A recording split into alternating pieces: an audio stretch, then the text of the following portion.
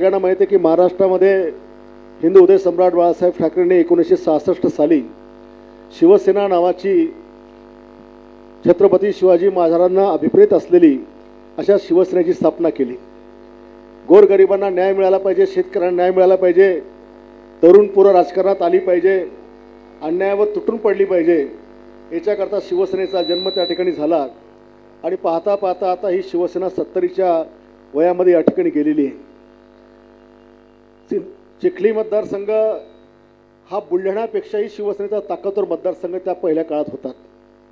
पहिल्या दंगलीमध्ये आपले 2 शिवसैनिक पोलिसांच्या गोळीबारात ठार झाले होते। मला वाटते त्यापैकी खेडेकर आणि दुसरा त्याचा आठवत नाही मला, पण प्रचंड मोठी संघटना ही चिखलीची स्ट्रॉंग त्या काळात होती।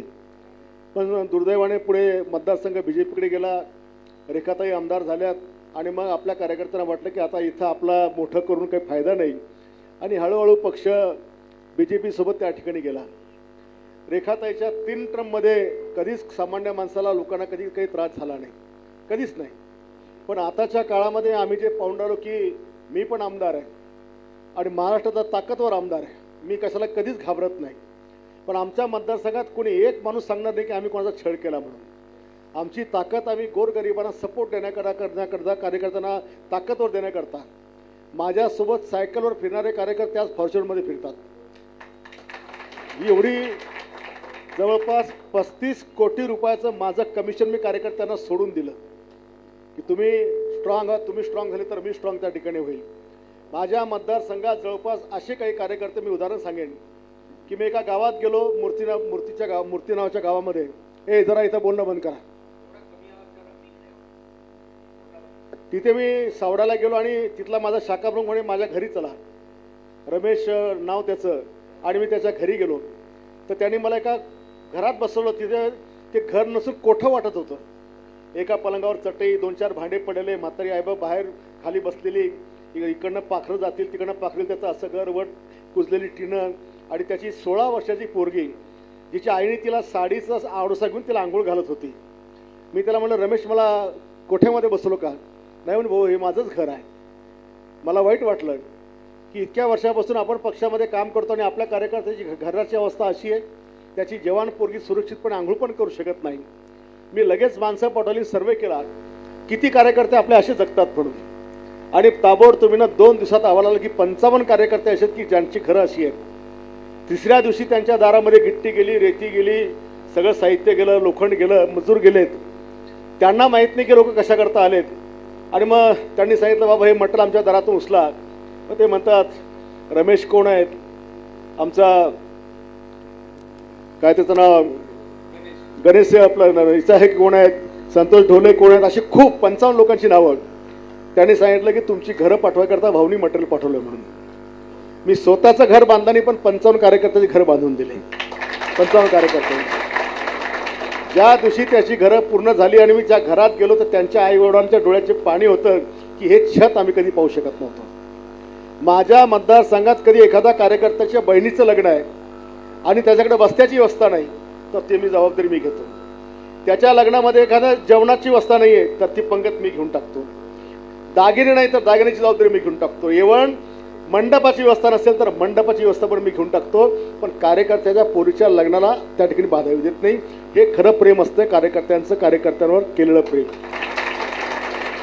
आणि म्हणून या मतदारसंघामध्ये इतकी भयानक ताकद शिवसेनेची वाढलेली आहे, एक विश्वास तयार झाले की आज माझा परिवार, माझा मृत्युंजय असेल, माझा पृथ्वीराज असेल, आमचा आशिष असेल, आमचा श्रीकांत, आमचा संदीप, आमचा मल्हारी, आमचा सचिन, अख्खा परिवार रात्रंदिवस लोकांच्यासाठी या ठिकाणी काम करते। 40-45 हजाराच्या वर रक्तदान आम्ही लोकांनी केलं।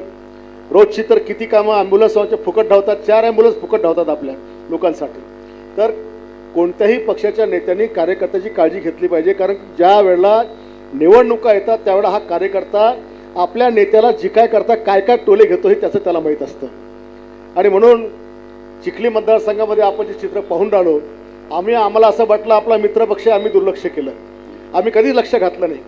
आता बाकी गोष्टी तर मी ज्यावेळेला तुमच्या मतदारसंघात भाषण होईल तेव्हा आता सगळ्यांना कळलंच मी काय बोलणार आहे। आज तो विषय मी काही बोलत नाही, कारण आपल्या भूमिकेकडे सगळ्यांचं लक्ष लागून त्या ठिकाणी राहिलेलं आहे। आणि छळ किती करायचा कार्यकर्त्यांचा, आता हा राहुल इतका छळ म्हणजे आपला मनोज म्हणजे मी त्या मतदारसंघात पाहिलं की इतका भयानक त्रास कार्यकर्त्यांना आहे. पण आता जेव्हापासून माझ्याकडे प्रकरण आलं आता कोणाची माय जनली मी पाहतो तुम्हाला त्रास देणार आहे. अरे आम्ही तर आखाड्यातले मैदानातले तुम्ही तर घरातले आणि मग इकडं नातं. आता मी आज काय नाही बोलत तुम्हाला भाषणात बोलेल. पण काळजी करू नका. शिवसेना आपल्याला चिखली तालुक्यात ताकदीने वाढवायची आहे. पुढची लोकसभा कोण लढणार तिथं आपला सगळ्यांना माहिती आहे की आज तरी शिवसेनेचा खासदार त्या ठिकाणी आहे. पुढच्या विधानसभेचं काय होईल तेही चिंता तुम्ही आज करू नका. तुम्ही फक्त ताकद वाढवत चला. तुम्हाला सांभाळायची जबाबदारी आम्ही सगळे त्या ठिकाणी घेणार. कारण चिखली मतदारसंघ माझ्याकडे आहे.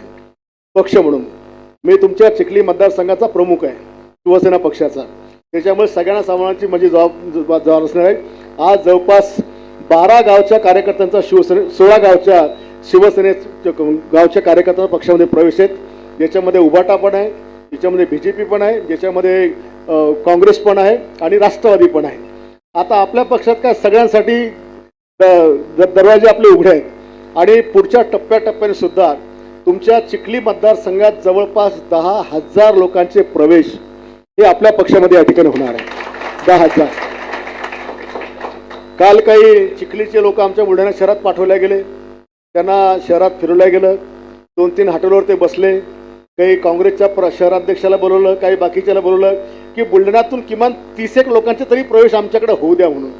संध्याकाळ फिरले त्यांना 3 बी भेटले नाही. पण असा जर त्यांनी प्रयत्न केला तर 30 तुम्ही घेसाल तर 300 आम्ही घेऊ. 300 तुम्ही घेसाल तर आम्ही 3,000 घेऊ. आमच्या नादीच लागू नका. त्यामुळे चिखल्याच्या सगळ्या लोकांची शेतकऱ्यांची कामं करायची जबाबदारी आमच्यावर राहील. आपण काळजी करायची नाही. हे कार्यालय 24 तास उघडं असतं. 5-5 PA इकडे काम करतात. इथे कोणाकडनंही पैशाची अपेक्षा केली जात नाही. कुठली लालसा आम्हाला नाही आहे. सेवा कारण शेवटी ज्या वेळेला एखादी सत्ता आपल्याला मिळत असते तर सत्तेचा उपयोग हा सेवेकरता करायचा असतो. सत्तेची मस्ती अंगामध्ये येऊ द्यायची नसते. हे सत्ताधाऱ्यांनी लक्षात ठेवायला पाहिजे. आता मी पण आमदार आहे. तुम्ही अख्ख्या बुलढाण्यात फिरा, तुम्हाला एक अधिकारी किंवा एक कर्मचारी असं म्हणणार नाही की संजय गायकवाड आमदारांचा आम्हाला जरासा सुद्धा त्रास आहे म्हणून. एवढं कोणी सांगणार नाही. रात्री 12 वाजता एखाद्या महिलेला तुम्ही कधी म्हटलं इतक्या रात्री कुठं चालली, तुला भीती वाटत नाही का? ती एकच सांगती संजयभाऊ गायकवाड असल्यामुळे मी कशाला घाबरत नाही. तर हे विश्वासाचं आणि संरक्षणाचं वातावरण आम्ही या भागात तयार केलं. त्याच्यामुळे आपण कोणी काळजी करू नका. आपण आता गाववाईज प्रत्येकाला या ठिकाणी बोलवू, प्रमुख सगळ्या लोकांना, आणि आपण त्याचा रुमाल त्या ठिकाणी टाकू आणि आपल्या सगळ्यांचा प्रवेश या ठिकाणी होईल. मी सर्व लोकांचं शिवसेना पक्षामध्ये या ठिकाणी अरे पोलीस स्टेशन तहसीलदार हे काय टेन्शन घ्यायचं काम नाही. तुम्ही आता कायद्यानंच काम होईल. आपल्यावर होईल तर त्यांच्यावर पण होईल. ते आता बोलायचं काम नाही, मी करून दाखवेल. ते काही काळजी करू नका. तुम्हाला असं प्रशिक्षण देईल की तुमच्या नादीच लागणार नाही कोणी.